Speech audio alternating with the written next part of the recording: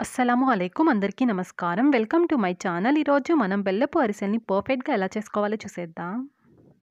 చేసే ప్రతి అరిసె విరగకుండా లోపల సాఫ్ట్‌గా రావాలంటే కొన్ని టిప్స్‌ని షేర్ చేశాను. వీడియోని స్కిప్ చేయకుండా ఎండ్ వరకు చూడండి.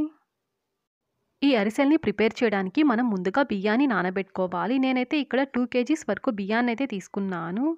ఈ గ్లాస్‌లో నాకు 250 గ్రామ్స్ వరకు రైస్ పడుతుంది. ఈ గ్లాస్‌తో 8 గ్లాసుల దాకా బియ్యాన్నైతే తీసుకున్నాను. మనం అరిసెలు ఎప్పుడు చేసుకున్నా సరే రేషన్ బియ్యాన్ని వేసుకోవాలండి.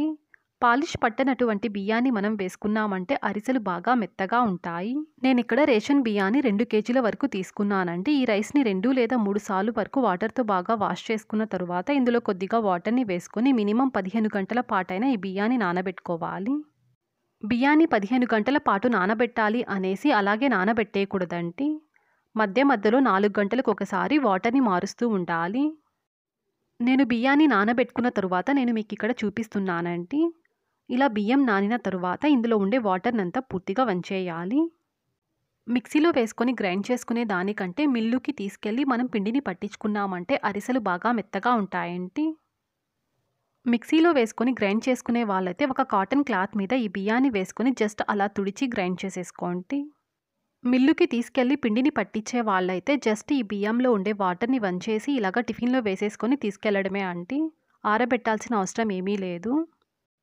ఈ అరిసెలకి బెల్లాన్ని తీసుకునేటప్పుడు అరిసెల బెల్లం ఉంటుంది. ఆ బెల్లంనైనా యూజ్ చేయండి. అది లేకపోతే ఇలాగ డార్క్‌గా ఉండే అచ్చు బెల్లంనైనా తీసుకోండి. అరిసెలు పర్ఫెక్ట్‌గా వస్తాయి. ఉప్పగా ఉండే బెల్లం కాకుండా ఇలాగ డార్క్‌గా, సాఫ్ట్‌గా ఉండే బెల్లాన్ని చూస్ చేసుకోండి.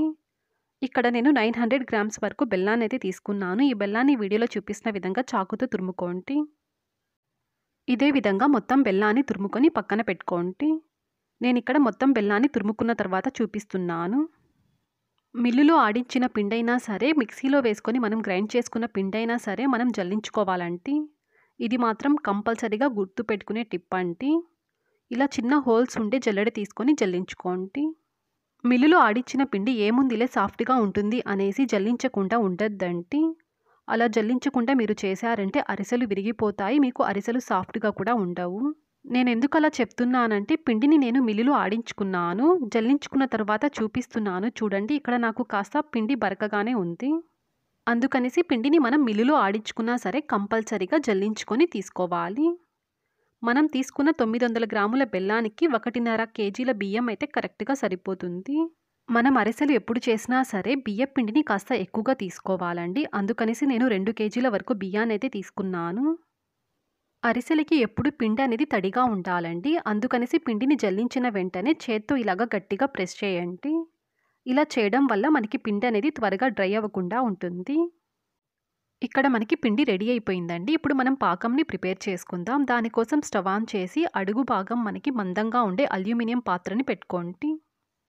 స్టీల్ గిన్నె యూజ్ చేశారంటే అడుగంటుకుంటుందండి. అందుకనేసి ఇలాగ అల్యూమినియం పాత్ర పెట్టుకోండి. మనం ముందుగా తురుముకున్న 900 గ్రాముల బెల్లాన్నైతే వేసేసాను. ఈ బెల్లంలోకి ఒక చిన్న టీ గ్లాస్ దాకా వాటర్‌నైతే యాడ్ చేశాను. ఇప్పుడు మనకి ఈ బెల్లం అంతా బాగా కరగాలండి. ఇలా బెల్లమంతా బాగా కరిగిన తరువాత ఇప్పుడు ఇంకొక గిన్నె తీసుకొని మనం స్ట్రైనర్ సహాయంతో ఇలాగ బెల్లపు వాటర్‌ని ఫిల్టర్ చేసుకోవాలండి.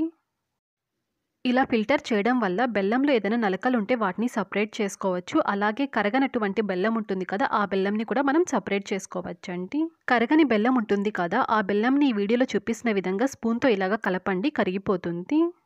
అరిసెలు మనకి బాగా సాఫ్ట్‌గా రావాలంటే మనం చేసే పాకం మీదే ఆధారపడి ఉంటుందండి. మనకి పాకం అనేది సాఫ్ట్ ఉండ పాకం రావాలంటే పాకంని మనం ఫ్రీక్వెంట్‌గా చెక్ చేసుకుంటూ ఉండాలి. ఎందుకంటే ఎవ్రీ సెకండ్‌కి పాకం అనేది చేంజ్ అయిపోతూ ఉంటుంది. పాకంని చెక్ చేయడానికి ఒక చిన్న గిన్నెలోకి కొద్దిగా వాటర్‌ని యాడ్ చేసుకొని ఆ పాకంని వాటర్‌లోకి వేసుకోండి. పాకంని టచ్ చేసినప్పుడు మనకి సాఫ్ట్‌గా ఉండాలి. చేతిలోకి ఉండలాగా రావాలి. అంటే చేతి వేళ్ళతో టచ్ చేస్తే సాఫ్ట్‌గా ఉండాలి. ఇలాగా చేతిలోకి ఉండలాగా రావాలి.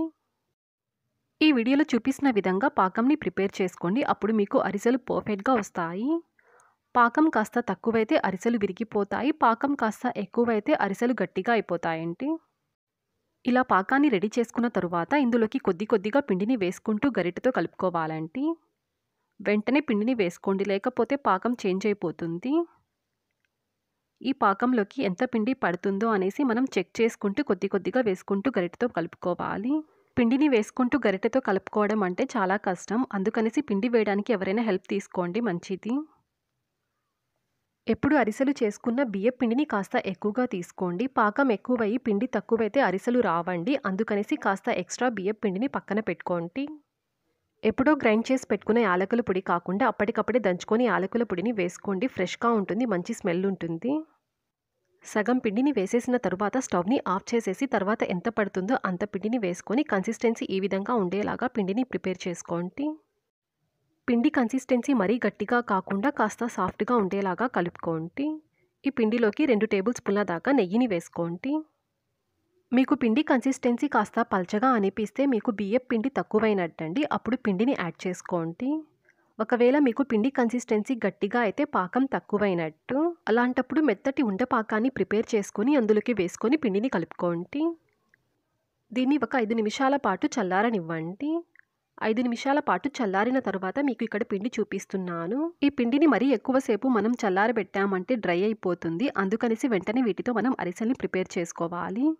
అరిసెల్ని ప్రిపేర్ చేసేటప్పుడు మధ్య మధ్యలో దీని మీద మూత పెట్టేయండి. పిండి డ్రై అవ్వకుండా ఉంటుంది. ఈ అరిసెల్ని ప్రిపేర్ చేయడానికి మీ దగ్గర బటర్ పేపర్ ఉంటే బటర్ పేపర్ని యూజ్ చేయండి. అది లేకపోతే సన్‌ఫ్లవర్ ఆయిల్ ప్యాకెట్ కవర్స్ ఉంటాయి కదా, వాటిని యూజ్ చేయండి. లేదంటే ఏదైనా కవర్ తీసుకోండి.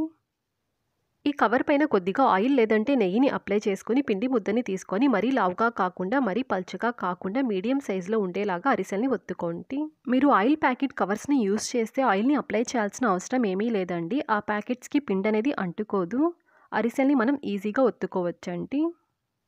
ఇంకొక మెథడ్ వచ్చి పూరి ఒత్తుకునే మెషిన్ తీసుకోండి. దీనిపైన నెయ్యి లేదంటే ఆయిల్ అప్లై చేసుకున్న కవర్ తీసుకొని దాని మీద పిండి ముద్దని పెట్టి ఇంకొక కవర్ని తీసుకోండి. ఆ కవర్కి కూడా నెయ్యి లేదంటే ఆయిల్ని అప్లై చేసుకున్న కవర్ని తీసుకొని ఒత్తుకోండి. ఒత్తేటప్పుడు మరీ బలంగా ఒత్తకండి. కొంచెం లైట్గా ఒత్తుకోండి. అప్పుడు ఇలాగ మీడియం సైజులో వస్తాయి. మరీ ఎక్కువగా ప్రెషర్ పెట్టి ఒత్తారంటే మీకు పల్చగా ఉంటాయి.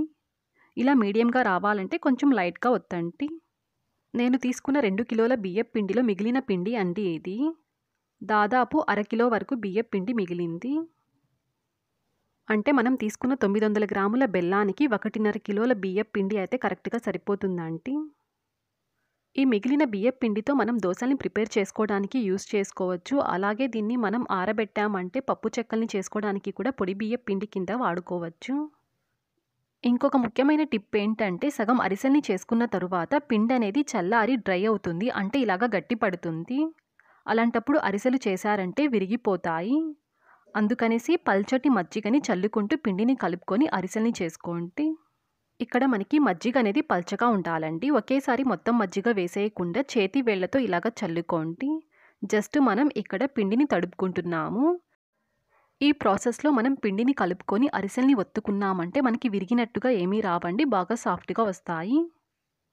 ఇలా అరిసెల్ని ఒత్తుకున్న తరువాత ఇవి డ్రై అవ్వకముందే వీటిని మనం ఫ్రై చేసుకోవాలండి. దానికోసం స్టవ్ ఆన్ చేసి స్టవ్ మీద అడుగు మందంగా ఉండే కడాయిని పెట్టుకొని డీప్ ఫ్రైకి సరిపడంతగా ఆయిల్‌ని వేసుకోండి.